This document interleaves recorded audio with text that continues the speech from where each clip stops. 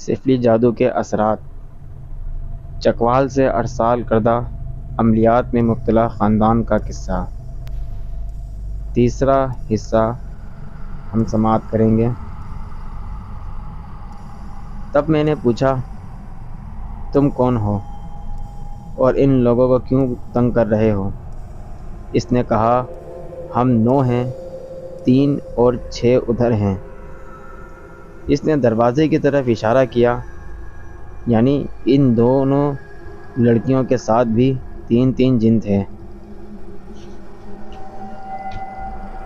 میں نے پھر اسی طرح تہمکانہ انداز میں پوچھا، تم کون ہو اور انہیں کیوں تنگ کر رہے ہو؟ اس نے کہا، ہمیں بھیجا گیا ہے۔ میں نے پوچھا، کس نے بھیجا ہے؟ خاتون بی بی نے ہمیں بھیجا ہے، اس نے بتایا۔ کس لیے بھیجا ہے؟ انتقام لینے کے لیے بھیجا ہے۔ کس چیز کا انتقام لینے آئے ہو؟ میں نے پوچھا۔ رشتہ نہ دینے کا انتقام لینے آئے ہیں، اس نے کہا۔ کس لڑکی کے رشتے کا انتقام لے رہے ہو؟ اس نے کہا، تینوں کا۔ خاتون بی بی نے کس کے لیے رشتہ مانگا تھا؟ اپنے بیٹے کے لیے۔ تینوں لڑکیوں کا رشتہ اس نے مانگا تھا؟ نہیں، صرف 2 کا مانگا تھا، اس نے کہا۔ پہلے بڑی لڑکی کا مانگا، جب انکار ہوا تو جھیل پار بابا کے پاس جنگل میں گئی۔ بابا نے ان تینوں کو اس کے پاس بھیجا کہ جب تک وہ مر نہ جائے اس کا انتقام لیتے رہیں۔ خاتون بی بی نے دوسری لڑکی کا رشتہ مانگا، پھر انکار ہوا، وہ پھر بابا کے پاس گئی۔ بابا نے پھر 3 اور کو بھیجا۔ تھوڑے دن بعد وہ پھر گئی تو بابا نے ہمیں بھیج دیا۔ اب کیا پروگرام ہے؟ جاؤ گے یا انتقام لوگے؟ میں نے پوچھا۔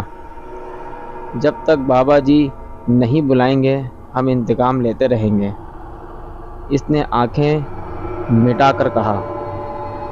اچھا، اب تم چلے جاؤ، میں نے انہیں کہا۔ لڑکی جانے کے لیے اٹھی مگر گھوم کر پھر بیٹھ گئی۔ اس کا مطلب یہ تھا کہ جن دائرے سے نہیں نکل سکے۔ لڑکی کہنے لگی، اسے کھولو، ہم جاتے ہیں۔ میں نے کہا، بابا جی کو بلاؤ، وہ کھول دیں گے۔ وہ بابا جی کہہ کر بیٹھ گئی۔ کافی دیر خاموش رہنے کے بعد بولی، ہمیں آزاد کیوں نہیں کر دیتے، ورنہ ہم اس کا گلا گھونٹ دیں گے۔ جن حراست میں ہوتے ہوئے باوجود دھمکی دے رہا تھا۔ میں نے کہا، تم ایک کا گلا دباؤ گے، میں تم تینوں کا گلا دباؤں گا۔ بولو، منظور ہے؟ لڑکی نے نفی میں گردن ہلا دی۔ اس کا مقصد تھا کہ نہیں۔ میں نے پوچھا، بابا کیا کام کرتا ہے؟ اس نے کہا، کالا علم کرتا ہے۔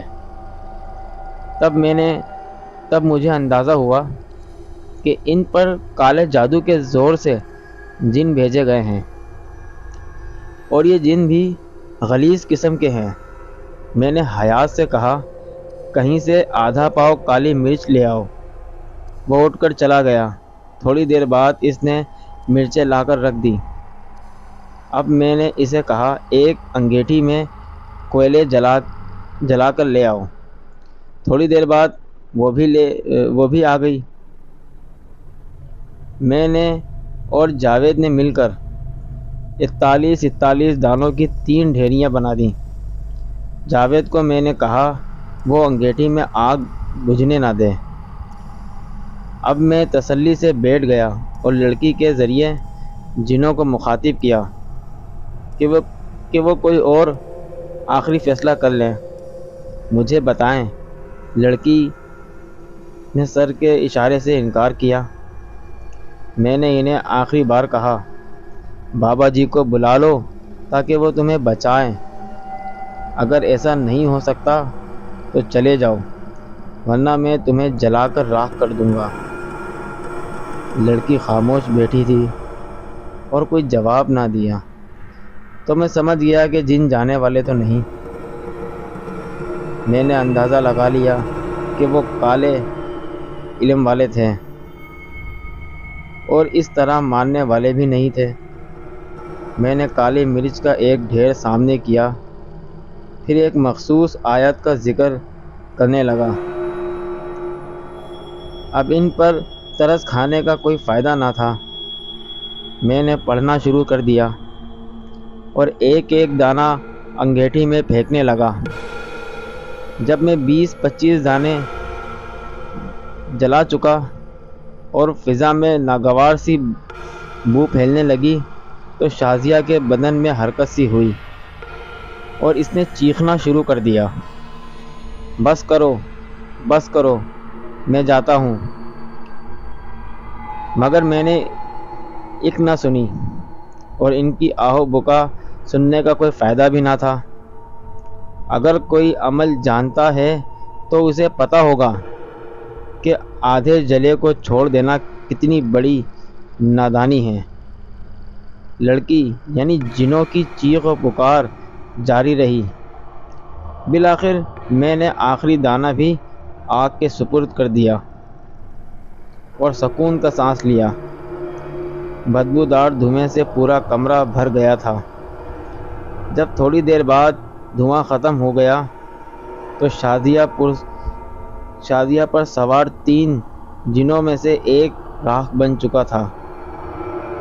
اب میں نے دوسری ڈھیری اپنے پاس رکھی اور دانے شمار کیے، وہ بھی 41 ہی تھے۔ پھر دوسرا عمل شروع ہو گیا۔ پہلے جن کے جلنے کے بعد دوسرے کے حوصلے پست ہو گئے۔ وہ 3-4 دانوں کے بعد ہی چلانے لگا اور فریاد کرنے لگا، مگر میں نے اپنا عمل جاری رکھا۔ پھر دوسری ڈھیری کے بعد تیسری ڈھیری بھی ایک ایک دانہ کر کے جلا دی۔ اب شازیہ دائرے میں بیٹھی نہیں بلکہ لمبی ہو کر سو رہی تھی، اور یہ نشانی تھی کہ وہ تینوں جنوں کی گرفت سے آزاد ہو چکی تھی۔ میں نے اس کے باپ سے کہا کہ وہ اس کی ماں کو بلائے جو پیار سے اسے اٹھا کر لے جائے، بالکل ایسے جیسے کچھ ہوا ہی نہ ہو۔ مرغ اذانیں دے کر سحر ہونے لگی، یعنی صبح فجر کی اذانیں ہونے لگی۔ میں نے وضو کیا اور نماز کی ادائیگی کے لیے چل دیا۔ پھر تھوڑی دیر بعد نماز وغیرہ سے فارغ ہو کر میں وہیں لیٹ گیا۔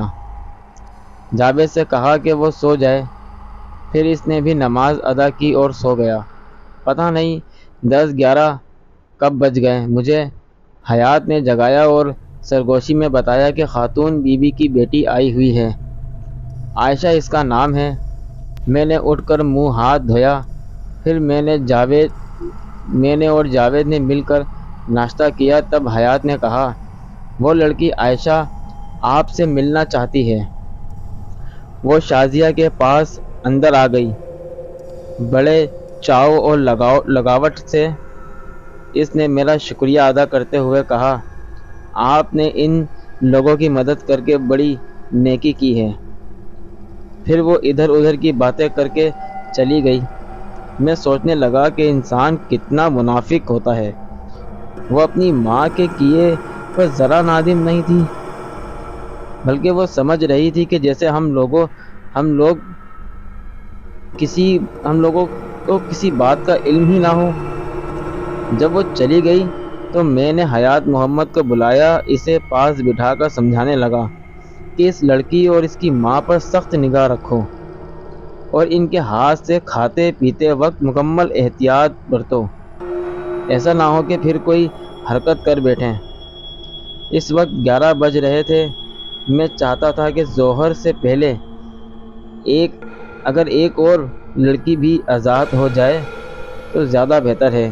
چنانچہ میں نے عمل کے لیے زمین پر ڈیرا لگا لیا، کالی مرچ کے دانوں کی 3 ڈھیریاں لگائیں، انگیٹھی گرم کی، اپنے سامنے دائرہ کھینچا اور پڑھنے لگا۔ تھوڑی ہی دیر بعد عابدہ اور زاہدہ دروازے پر نمودار ہو گئی۔ پہلے دروازہ ایک دم بند ہوا، پھر تھوڑی دیر بعد کھل گیا۔ اب صرف زاہدہ سامنے تھی۔ اس نے دروازے کی چوکھٹ عبور کی اور چلتے چلتے دائرے میں آ گئی۔ میں نے ہاتھ کے اشارے سے اسے بیٹھنے کو کہا تو وہ بیٹھ گئی۔ وہی چند سوال اس سے بھی کیے جو اس سے پہلے شازیہ سے کر چکا تھا، لیکن یہ معاملہ پرانا تھا، لہٰذا ذرا زیادہ محنت کرنی پڑی۔ جب کافی سر کھپا چکا اور کچھ پلے نہ پڑا تو تنگ آ کر میں نے کہا، جھیل والے کالا بابا کے پاس لے جاؤ یا جلنے کے لیے تیار ہو جاؤ۔ زاہدہ خاموش بیٹھی آنکھیں مٹکاتی رہی۔ میں نے انگیٹھی کے قریب اور ایک دانے پر دم کر کے جلاتا رہا۔ وہی چیخ و پکار جاری ہو گئی۔ میں اپنے کام میں مگن رہا۔ 4-5 گھنٹے کی مکمل محنت کے بعد آخری دانہ بھی میں نے آنکھ کی نظر کر دیا۔